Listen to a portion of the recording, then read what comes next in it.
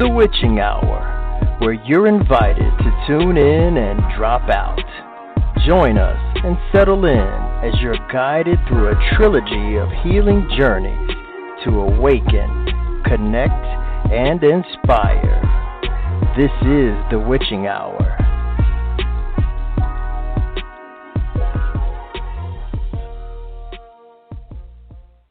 Hello, everybody, and welcome back to another episode of the Witching Hour. You're here with the Green Witch Village as well as the Alchemy Sisters. So we'll start with the Green Witch Village. Leah, how you doing?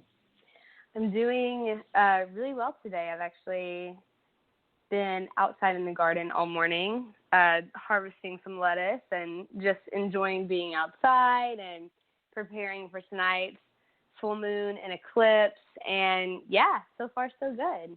Happy to be here. Excellent. Glad you got a little opportunity to go visit your friend Chris down in Florida, too. Get away, and then you get back into the garden. Not too shabby. Yeah. Mandy, how are you doing? We're the Alchemy Sisters, Mandy Elam and myself, Jenny McDaniel. Mandy, how are you doing? I'm doing well. I was just away for 10 days also. I was up in northern Vermont and just came back last night. I decided to drive back down to South Jersey, and it was great. Smooth sailing. I didn't run into any issues, so that was awesome. And I was just smiling because I was gone from my garden for 10 days, and it's amazing how much it bloomed. And I was out there looking this morning at it, and I can't wait to spend a little time out there because it's just truly magical how plants can grow and shift and change so quickly. Here in just north of Albuquerque, I have some kale coming in, so that's looking nice. My lavender and rosemary are looking beautiful. And I see some of my sweet potato vines looking nice. So looks good so far. We're at the beginning, and we feel like we used the land that was here. And if you've been to New Mexico, you know it's a bit barren. So we didn't add a lot of nutrition to the earth, so we decided to use some compost tea, and that's really adding a lot more nutrition. We are creating a large compost pile, so next year we'll have a little bit more healthy earth to work with. But working with what we have, it's looking good so far, and I'm excited to be out there more often. We have a courtyard, and it seems like every time I walk around it, which is every day, I see something new budding and flowering. It's really quite magical here in the high desert. So, ladies, any particular things you guys want to talk about? We didn't get a chance to talk about that before the show. Normally we have a couple ideas. I thought maybe we could just kind of start off with how you're feeling about the movement that the people are making. Whether we like it or not, or we think it's right or wrong is another show. Let's talk about personal. How does that make you feel when you feel your people banding together and working in a revolutionary style energy? Mandy, why don't you start us off? Sure. I think it's, I keep going back to this word apocalypse and getting to know that the true root of that means an unveiling. And as much as things are disruptive right now and chaotic and a little scary, I think it's a beautiful sign that the heart is rising and people care. People are talking. People care. People who I have watched, we've had Facebook a little while now. So like a decade ago that I would never have seen speak out against things that they're speaking out against now. So even though it's a little wild and there's certainly, some back and forth going on right now, I see it as a lot of passion, and I see it a lot as heart energy and people caring and wanting to do the right thing. And for me, that makes me really happy and excited for possibility and growth and expansion within our society. It's not a surprise to hear from one of my warrior sisters. And Leah, how is it making you feel? So this past weekend when I was in Tampa, I believe there was some action that we missed, but we were driving home Monday evening, and as we were driving through Atlanta, it was incredibly eerie where, like, the city itself was just empty. But we saw, like, 3 helicopters just kind of hovering above us downtown, and then as we were going north, like 7 cop cars going south with lights and sirens. So I'm assuming that something was happening. We were in the city still before curfew and on our way out. So we didn't see anything, but it felt like there was still some movement there. And, coming from Tampa back up to Tennessee, there was definitely some fear, but also this just anticipation for what is happening. And it's so encouraging to see so many people just like acutely aware. And it seems like people are really doing their research and they're really, really paying attention. And I know that there's both sides, to that narrative. But for myself personally, I had a conversation with my husband when I got home. I ended up taking the next day off of work just because I was kind of overwhelmed with travel and everything else that was happening. And we had this really serious conversation about like, look, this is where I'm at. And I feel like, I've spent some time over the past 3 or so years kind of doing this internal deconstruction of this system. And now I can see myself coming out on the other side. And, I want to be more active in this movement, and I want to move into that space of being an ally. So we joined our first protest Tuesday night. And it was really, really just enlightening to see and to feel the passion and the emotion that this movement already has cultivated over hundreds of years, right? And it's just the first time that I've ever actually been able to fully experience that. And it was beautiful. The protest itself was peaceful. We did, I think, like a 4 or 5 mile march. And then at the end of that, one of the organizers got up and was like, look, you guys, they're telling us that it cannot be done. All over the country, we're seeing these riots happen. Things are getting violent. And he was like, we're doing it here. Like, we're marching. They're saying what they need to say. People are standing in solidarity. And there are no riots and there are no violence. And it was a really beautiful experience for me to, I think, just kind of be there and see it happen in person with everything else that we're seeing play out all over the country, especially online and even especially like this mainstream media sources. It just feels like we're not necessarily all getting the full picture. And so it was really beautiful to just be in the moment and watch it play out and just, just be there to learn. Right. And then just and try to stand together. It was really powerful. Leah, were you in Chattanooga or did you guys go to Nashville? We were in Chattanooga. So Chattanooga started their first, they had their first protest Sunday night, I believe. And that was over on the North Shore, which is really close to where my day job is. And one of the ladies that I work with had showed up to the protest. And she said in the beginning there were only like 50 people.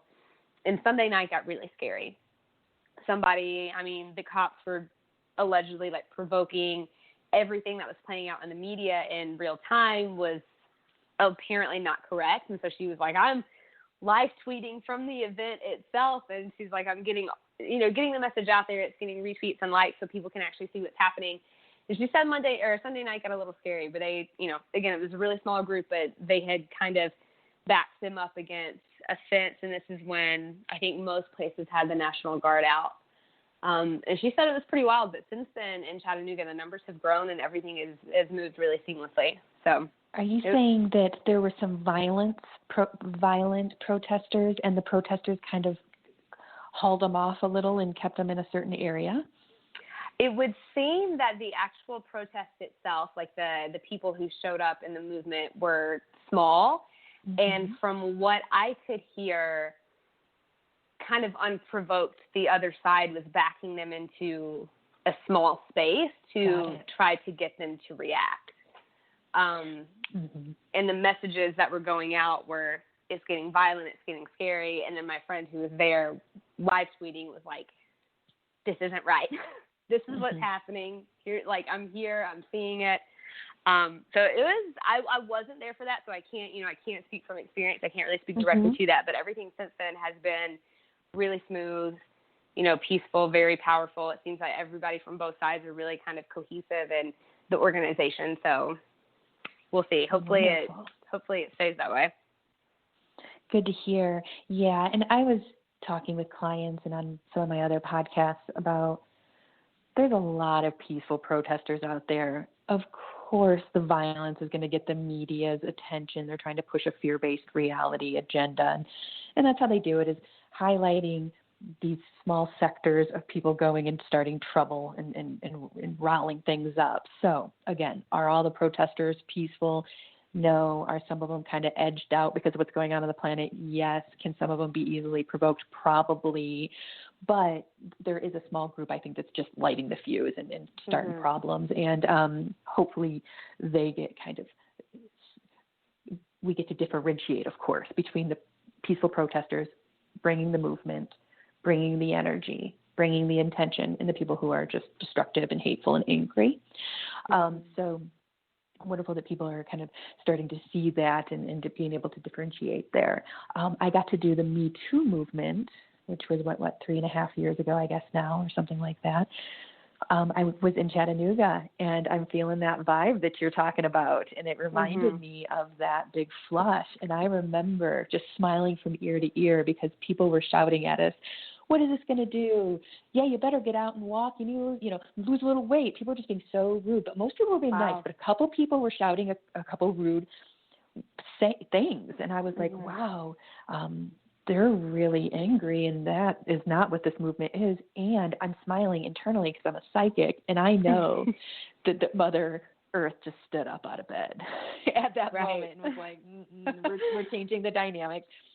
So they're used to seeing the protests of the 60s, and that did do something, whether people like to view it like that or not. But what they're saying is, oh, a bunch of hippies, what does that really do? What does that really do? Well, it stirs the pot, and it moves the energy, and sooner or later a movement is born. And you can see it again with the Me Too movement, as well as how Bernie moved the energy. And now you have this, which is equality, y'all. When can we have it? It doesn't seem too much of a stretch to ask for that, but apparently we are still in that line. I don't watch the news very much, and if I do, I'm kind of half listening just to kind of do a little research so I can come from that angle a little bit too, or come from knowledge from that angle on some of my political podcasts. But they showed this image of the 75-year-old man just getting straight shoved by these soldiers or whatever they were, cops. And I was like, no, that man was just standing there. He was not even a threat, even close. You had like 50 of your military buddies around you. No one's getting hurt here. And they just gave him a shove. And I was like, this has got to be looked at, which brings me to, I want to take a few minutes to talk about what I talked about on Political Star Talk, one of my shows on our Third Eye Political Radio podcast network. And Sybil, the astrologer on the show, says, 20% of our police are from the military.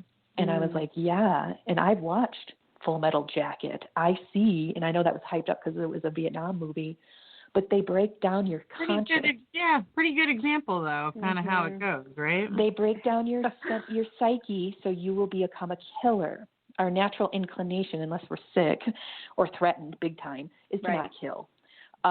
So they break down the psyche to make them soldiers, which I don't agree with, but if that's what you're going to do, fine, but keep them over there. You don't put them in a public service, defuse the situation job. And then that brings us to the topic of, how many and what is the percentage of abusive cops? You always hear them getting a rap about domestic violence and being roided out or testosteroned out. I'd be interested to see, how many of that is the military people, and then how many are just people that have issues. They didn't make it to the military, they didn't go to the military, but they've got some ego, they want to flex or whatever.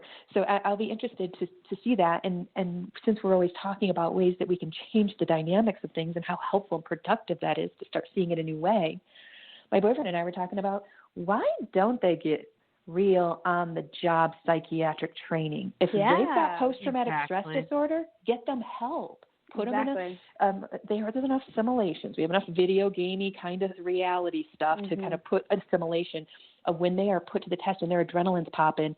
Are they shooting without looking now because of fear-based stuff? And again, part of the trauma is coming out, and these people aren't bad people. They just need to have a different job and then also get attention to their issues and what have you.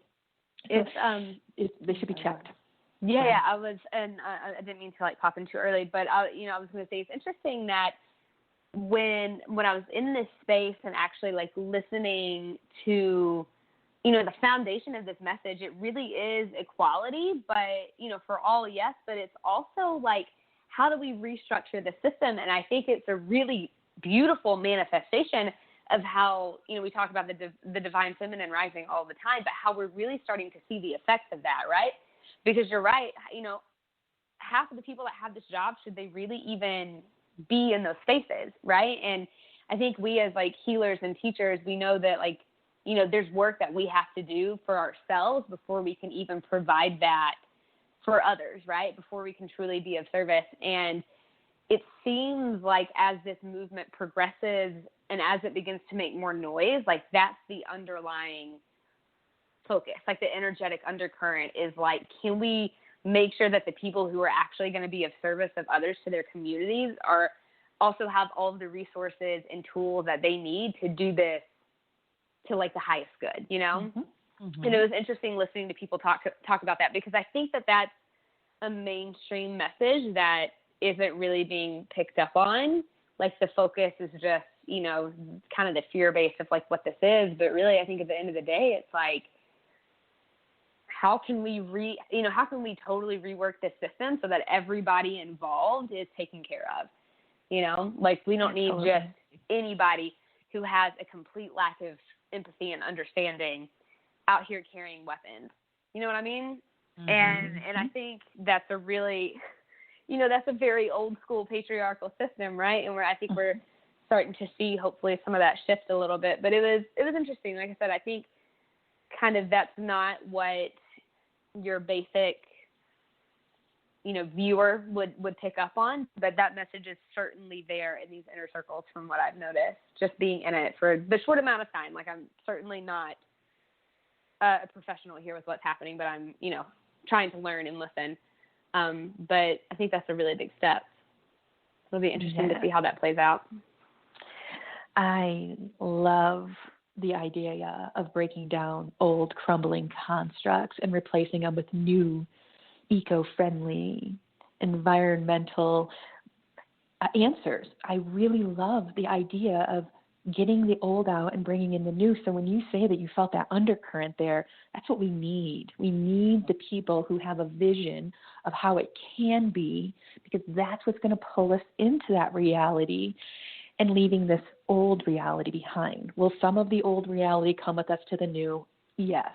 We will still be humans. We will still have arms and legs, all the basic stuff, but bringing in the higher vibratory energies as opposed to the old, dogmatic, too egoful constructs, patriarchy, capitalism. You can see the institutions of Hollywood and the church crumbling before our eyes. Mm-hmm. We didn't have to do anything. We just had to keep fighting the good fight, doing the good hard energy, learning and growing internally and letting them expose themselves. Because if there's one thing ego will never stop doing, it's seeking to grow like cancer. It doesn't care if it kills its host. It doesn't think that far ahead. It just grows unconsciously just for the sake of growing. And that's detrimental, and that's what we have on our side, is that it won't stop growing. Look at where it's going. Billionaire, trillionaire, come on. This is ridiculous. It's gotten way out of hand. It's getting top heavy. It is imploding. I love the movement of let's make it better. Let's build it better. Let's build it more with more sustainability, with more equality. We can. It's going to take time, and we're not going to have all the answers, because people come at me with my optimism. They're like, what do you suspect we do? And I'm like, I don't have all the answers, but I got some. Do you want to hear them? No, because you're just angry and you want to stay in the old, and you know that's going to be a lot of work to be in the new. Give me a cabinet of 13 of my most impressive friends, and I'm pretty sure we could probably tackle 3 of the 5 big ones sitting at the top, manage that. It might take us a second, but I bet we can wrap our heads around it, and I'm betting we can go and do it faster than DC could ever imagine. Want to know why? We have less red tape. We have less to hide. Mm-hmm. We want growth. It's an equal opportunity experience. You come from a humble servant area that is not where our leaders sit. They have money invested in certain businesses. They are paid to protect certain businesses. And if there was ever any compassion to begin with going into public service, it's not there anymore. By the time they get to a certain age. And that's why I love Bernie Sanders. Whether you like his ideas, theories, understandings or not, he's held his feet to the fire for 50 years in his career, and he's had the same language the whole time, which is equality. Let's provide for the people. The money can go into the people as opposed to guns, weaponry, blah, blah, blah. I'm like, yeah, it should. But, here we are, fighting the good fight still. We'll keep going.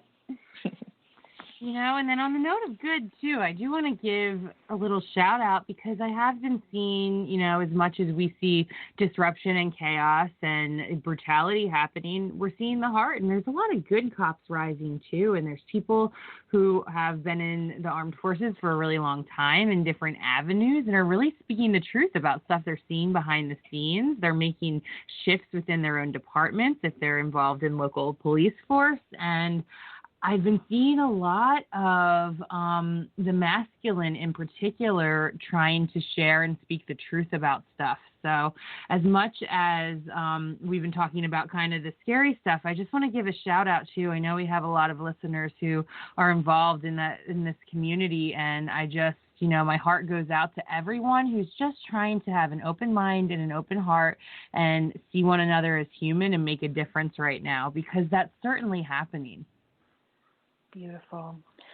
I want to remind everybody, this is the Witching Hour. You're here with Jenny, Leah, and Mandy, otherwise known as the Green Witch Village and the Alchemy Sisters. We are part of the Heart Over Ego Radio Network. Go to any major podcast app, search for Heart Over Ego Radio, and you will find all of our shows. Currently, we have about 7, but we are adding 3 this month. So go, like, share, follow. You'll enjoy our content. We appreciate you. And this is a show of guided meditation, so I thought that we would start taking these trips.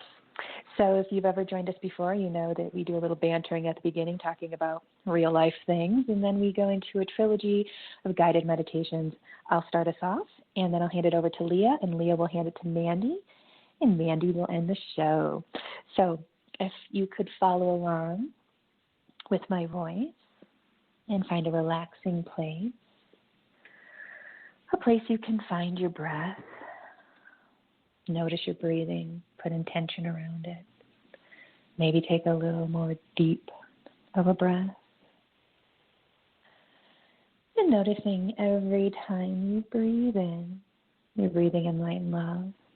And every time you breathe out, you're breathing out anxiety and stress. And also, every time you breathe, you find yourself becoming more relaxed. So with every breath you take, you become more and more relaxed. Feel your body getting a little heavy. You can move it if you want to, but you have no desire, because it feels so good to relax and let that conscious mind take a back seat and bring forward that subconscious mind that is going to help us travel and make change and bring healing. The conscious mind is the good worker. The subconscious mind is the wise mother that knows all and can do all. So as you breathe, you'll start to see in your mind's eye rolling field of hills. As far as the eye can see are rolling hills. There's only one tree there. You and I are sitting knee to knee underneath it. And I say, are you ready? And you say that you are. And I say, here we go.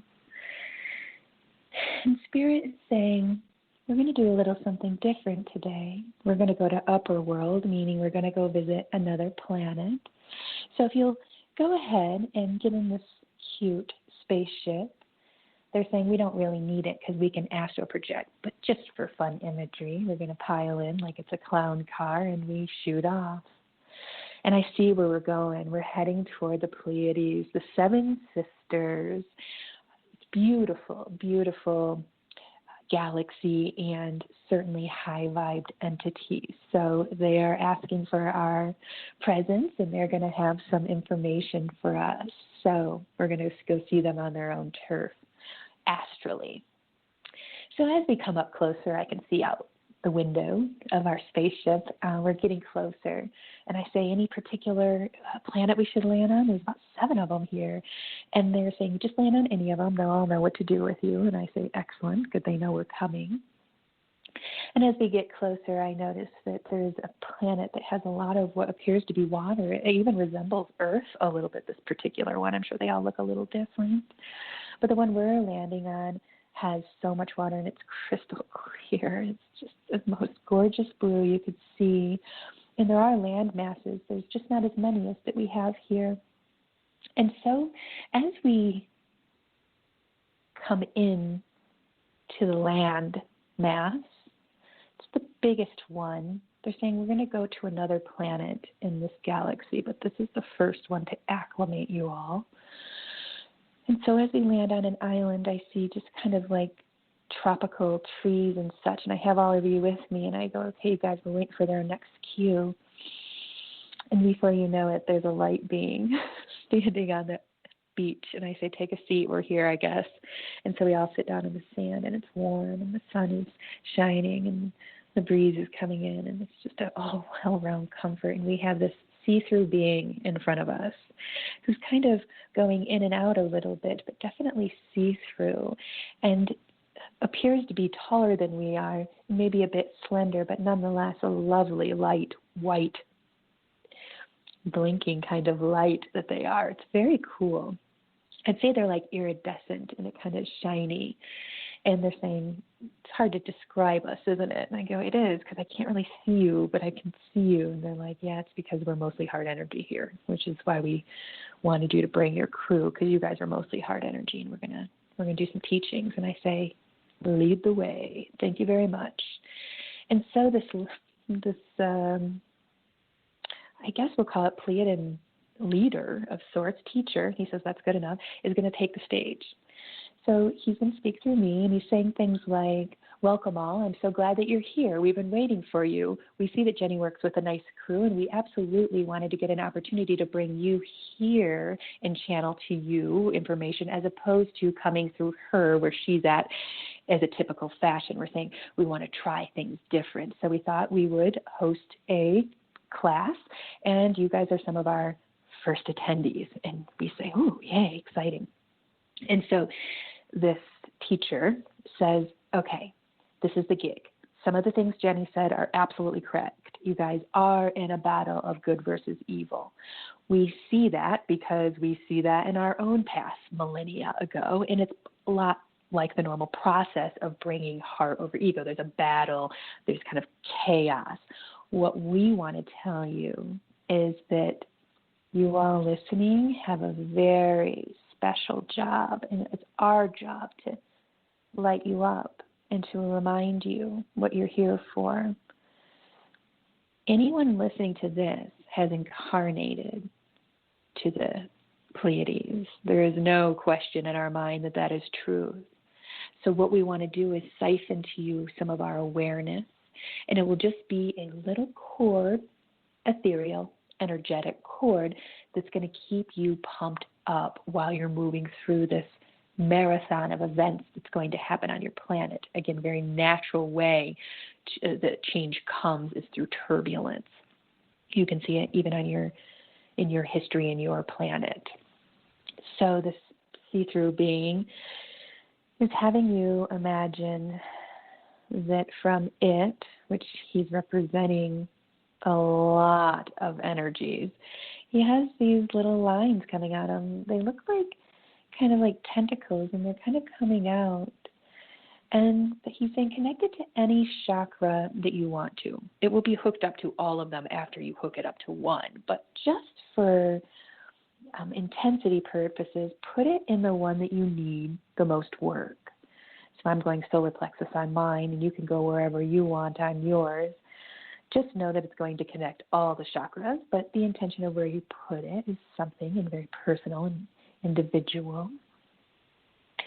And so they're just pumping us full of what appears to be light energy that's like 98% heart energy. I mean, this is like good petro here. This is gonna get us going. And so they're saying it's a gift. We are there around you energetically while you guys go through this, but we just want you to know we wanted to personally hand you some energy. And I'm digging it. I'm like, okay, what else? You got anything cool to tell us? What should we do? Anything in particular? And they're saying, well, we see that the energy is going to heighten. The ego energy is going to heighten a bit more than where it's at. So as long as you keep the pace and don't get distracted by all of the nonsense that's thrown your way via media, social medias, papers, books, articles. Be diligent with your focus. If ever you've been focused, this should be the time that you are the most focused. It will require us to keep unity as opposed to segregation. They want segregation. Ego knows that's where its power lies, is separating and making you feel weak. Don't allow ego to win. Come in and feel energized and connected. We all incarnate here to be a part of this exact experience. And so what this teacher is basically saying is, you now got a direct link to what we call the Seven Sisters or the Pleiades, but they're claiming that you've all incarnated there before, because that's what old souls do, is they try out different galaxies, and this is one of them, and that they're sending us direct energy from what they are as a collective there, which is 98% heart energy or something like that. It's a very high number. So what they want to do now is talk about something in particular. They're saying more now than ever is the focus required because ego's intention is to separate and distract. Keeping the focus is going to keep the unity, and it's going to keep all the big brains on track. It's going to keep all the big players in a league together. The less you become distracted, the more you can stay focused, and the more you're going to find more focused individuals so that the organization can happen. What we want you to know is there's going to need to be an exceptional amount of organization amongst you light workers. This is not going to be done in the old-fashioned ego tones of, demanding that we have servants and getting the work done for us. No, this is going to be a collective of organizations. It's going to take us all being aware of each other, if not holding space for each other. So what they're suggesting is that you find other light beings that resonate at an exceptional heart energy, and you communicate with them. You don't even have to do it in the physical realm. Communicate with them, join forces, and move the energy. We're working against what ego is trying to do. Ego wants to separate and destroy. Love wants to put unity and acceptance around things. And the more we produce that energy, the more we're going to get back. They're saying, don't be confused. There's a lot of, so to speak, light workers out there that come at it from an egoic stance. Your job, just like with everything else that's happening on the planet, is to hone and sharpen your discernment so that you can see if something holds enough ego energy to drop it, or if it has enough heart energy to keep it. This is going to be the most important lesson beyond that focus that humans will learn, which is hearing the words but discerning what gravity is in them, how much truth is in them. If you notice, your politicians are out of control, and this has been ego just growing in on itself. The idea is to notice when ego is present by watching that and then leaning into a new way that resonates differently, and you'll feel it in your body. Discernment will be so important, as well as that focus. So this Pleiadian light worker is got a little pointer, and it's pointing to like a chalkboard and saying, work on your chakras. This doesn't take any schooling. This doesn't take any pieces of paper. This is you noticing they're there and putting good energy toward them. Give yourself medicine before you give anyone else medicine. It's going to be very helpful. This is a marathon. This is not a sprint. It's going to take strength and longevity. So I say, you have offered us great knowledge, and we appreciate you. Is there anything else that you'd like to tell us before we head back to the tree? And the Pleiadian is saying, please, above all I've said, remember where you come from. And I'm not talking about the Pleiades. I'm talking about the non-physical. My little cord I gave you is nothing in comparison to bringing in the white light of the straight universal energy through your crown chakra and letting it fall all the way into your root. It's going to be important to remember that connection while we move through these trying times.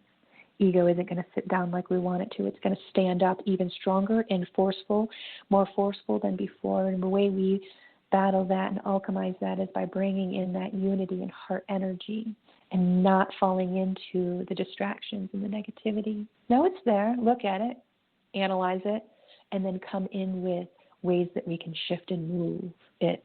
That is going to be more productive.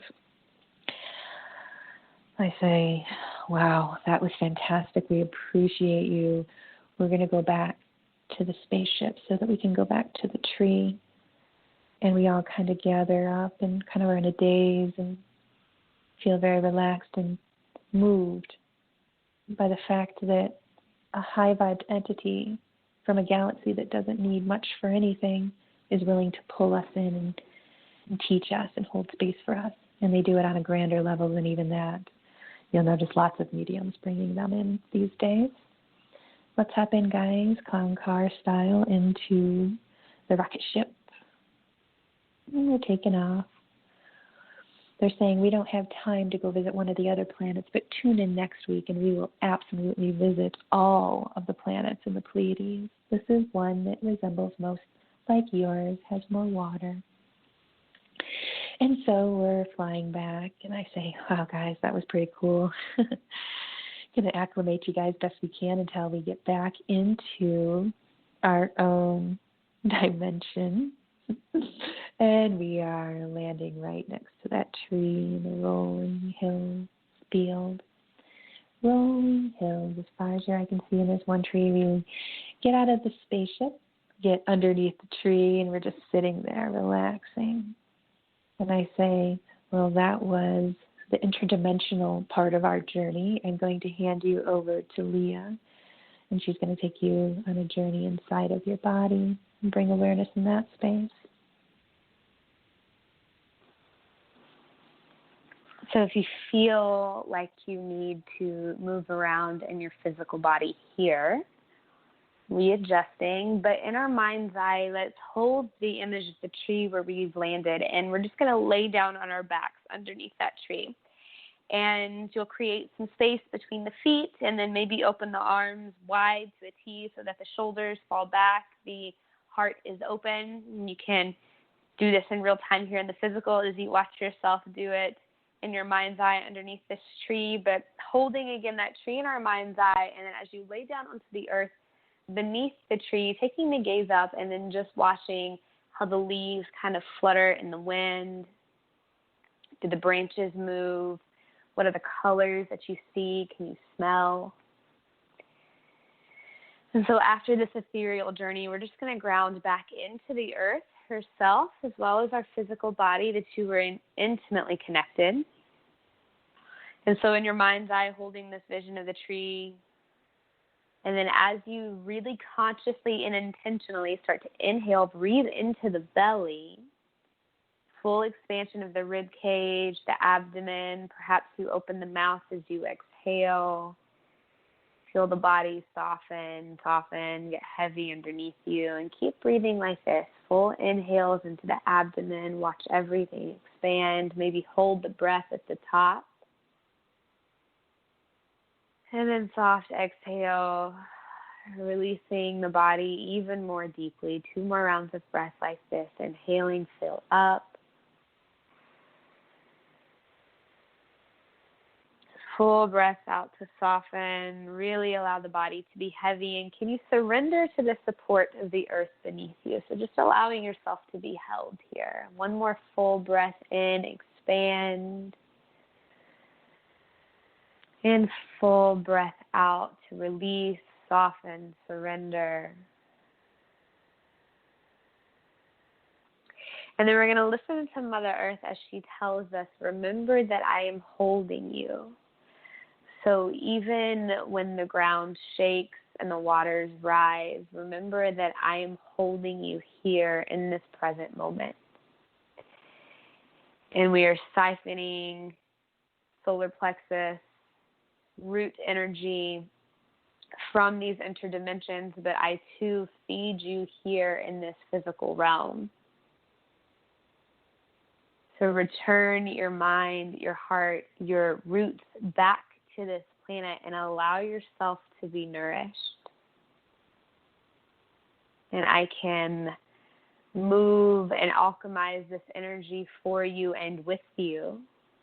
So when you feel the stress, the tension, and you lose your focus, can you surrender even more deeply to the process that is happening here in this physical realm? So keep breathing. Feel the body become heavy with each exhale.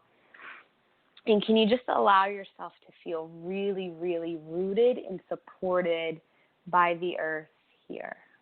Stay with the breath.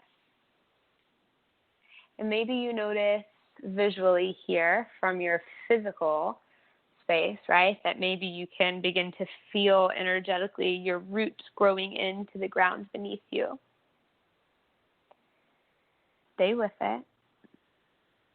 Maintain this focus and this intention of softness and surrender. Oftentimes in our humanness, we want to feel like we have control, right, and do things on our own, but we're being asked here to loosen our grip so that we can flow and focus and move energy in a way that serves all of us here in this chapter. A few more rounds of breath here.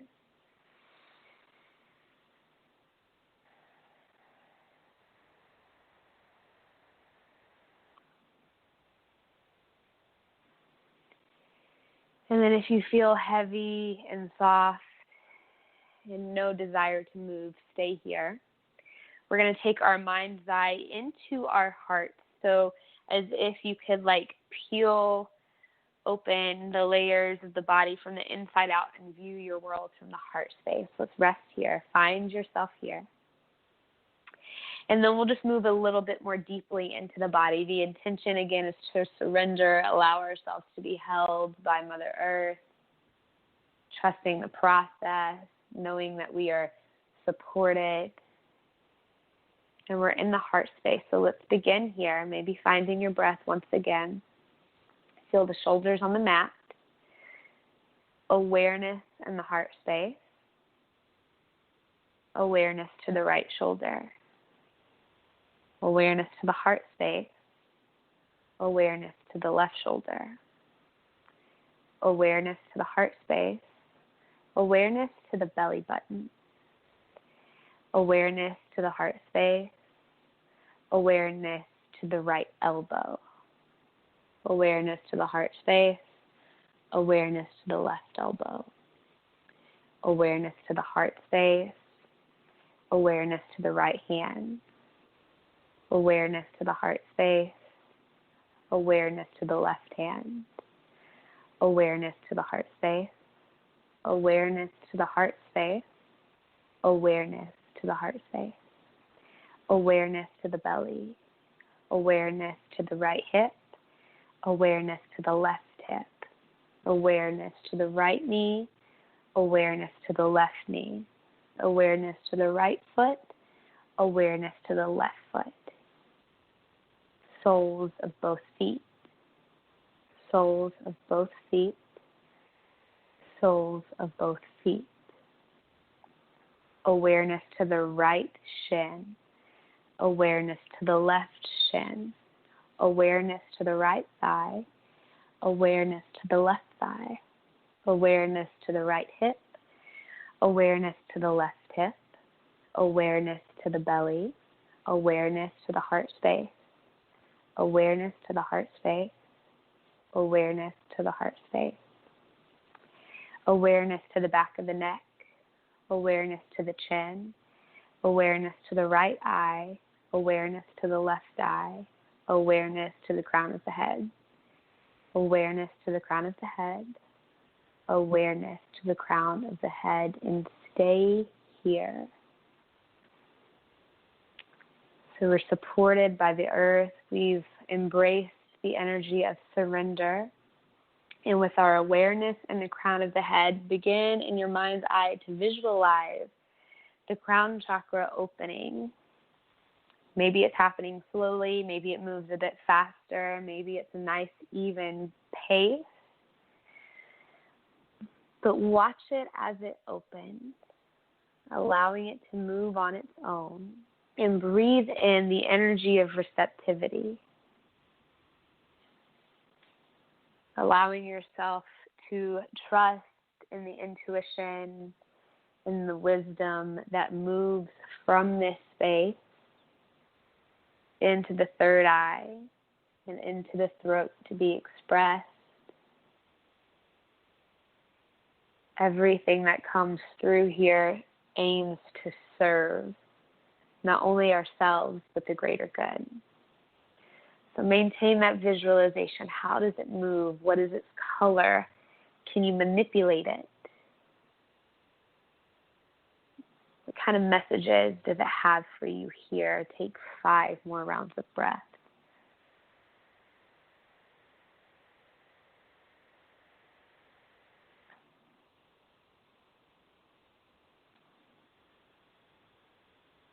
Two more rounds of breath here into the crown chakra.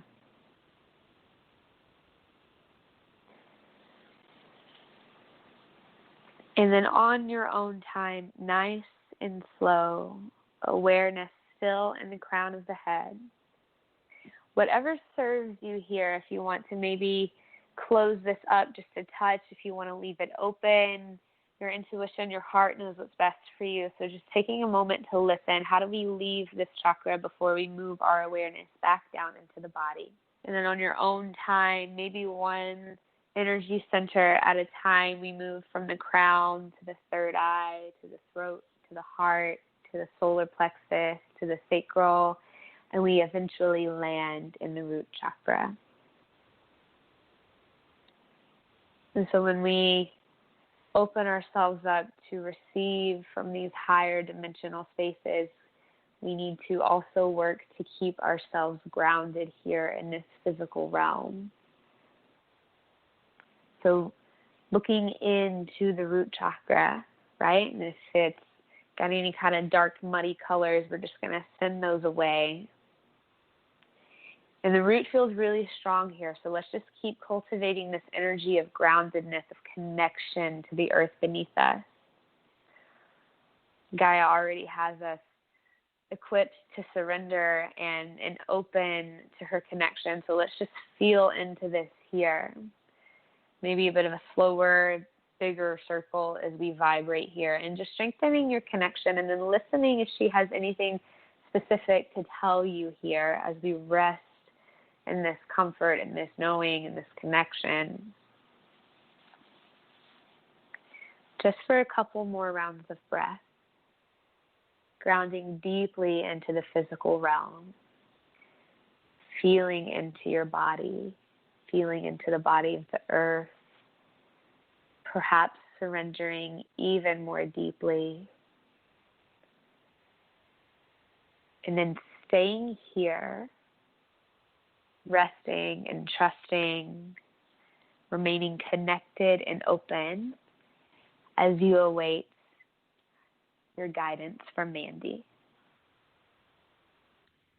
So as you are comfortable and grounded and tuned into your heart space, you remember that you're laying at the bottom of the tree, the one that Jenny and Leah brought you to in the beginning of this journey. You place your hand on your heart, and you take a breath, and you sit up. You look around the beautiful field of rolling hills, and you realize that it's twilight. It's gotten very dark, a little bit chilly, in fact. As you look down the hill, you see a beautiful fire. You can almost feel its warmth from where you are, just looking at it. So you sit up and you take a breath and you stretch and you start to stroll down towards the fire. And when you get there, you realize there's no one there but you. And you think how lovely. This must have been the work of my guides, leaving a fire for me to warm up with after my journey. As you sit and you stare into the fire, you begin to reflect on the experiences you just had. You thought, wow, that journey with Jenny, that was incredible.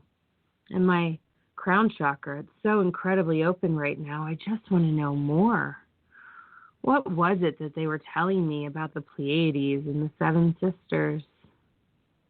And as you sit there and hold that intention in your heart, you stare up at the sky and you start to see the sparkling stars getting brighter and brighter.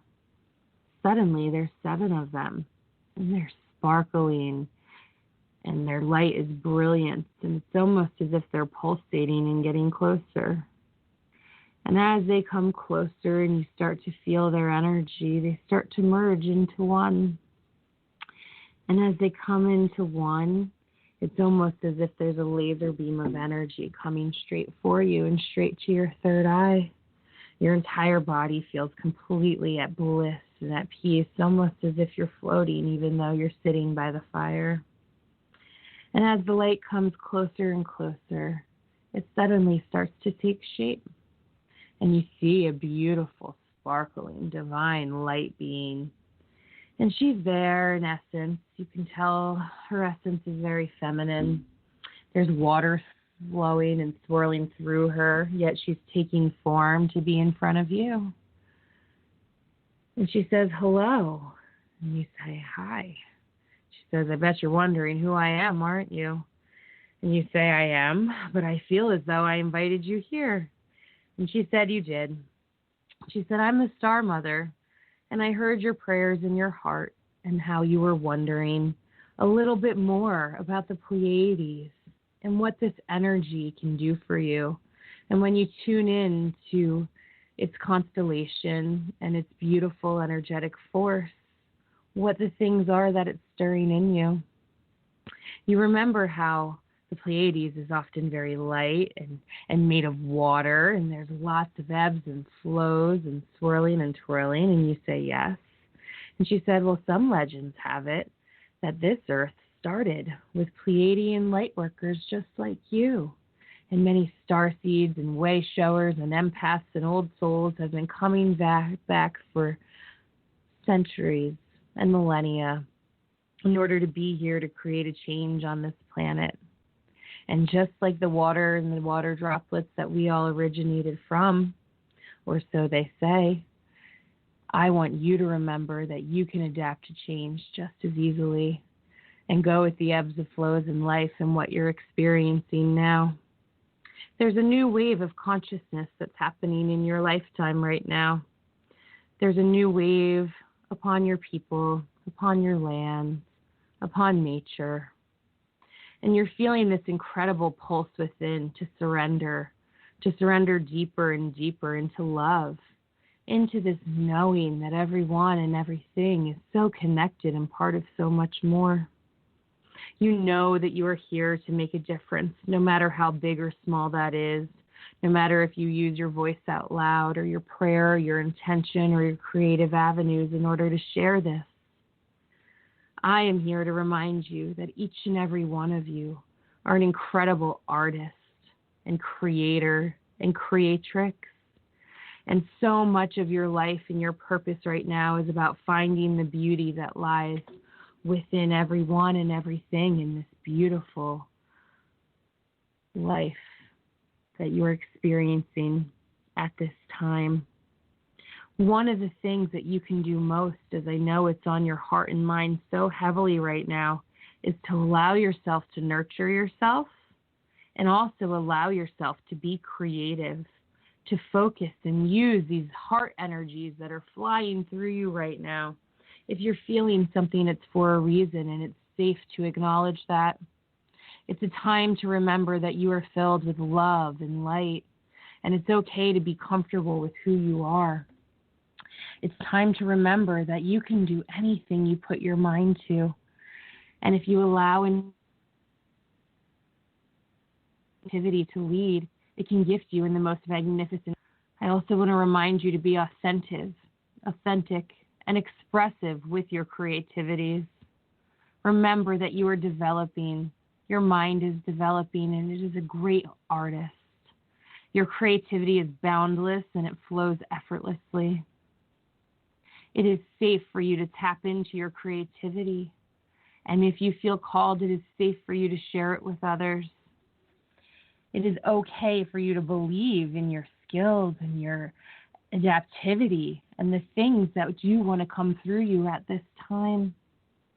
It is safe to share it. It is safe to allow your own creations to inspire you and others. It's also safe to know that a positive mindset can attract opportunities for growth. Anytime you are wondering if there's a deeper meaning and if there's something that you can do on this earth in order to make a difference, I invite you to remember this moment here with me now.